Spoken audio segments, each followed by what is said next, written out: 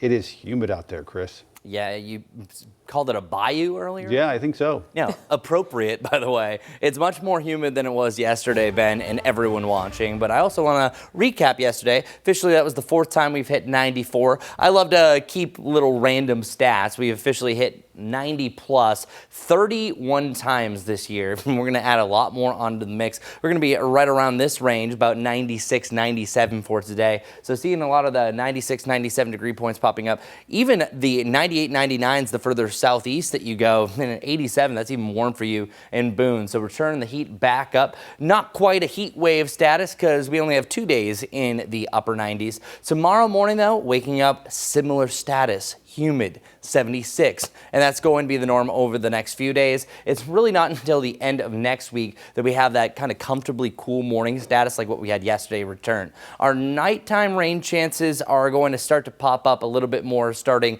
later tonight, even though I don't think too much is going to come out of it, but our daytime ones to really start to elevate themselves by your Friday heading into Saturday, and I think Sunday to Sunday night, that's going to be the best chance for rain over the next 7 days, and certainly for this coming weekend. We don't have a lot of big players, big systems that are driving things up. We also have that smoke from the wildfires in Canada that are kind of capping us from getting a storm chance again for today. Tomorrow that starts to break a little bit, and our futurecast doesn't really show anything for today, but then watch tomorrow afternoon. We start to see some development by the typical time, about 2, 3 o'clock. So a few isolated showers or storms would be a possibility, but it's not as busy as what we see on Saturday. Saturday, I think it's the traditional storms start to develop off towards the west, right along the mountain passes and heading into the foothills. An isolated storm as early as noon could possibly join us. I think it's kind of similar to last Saturday. All of a sudden, you kind of have a sneaky system that arrives a little bit earlier in the day. So just temper expectations. And then once it starts to exhaust itself heading into the evening,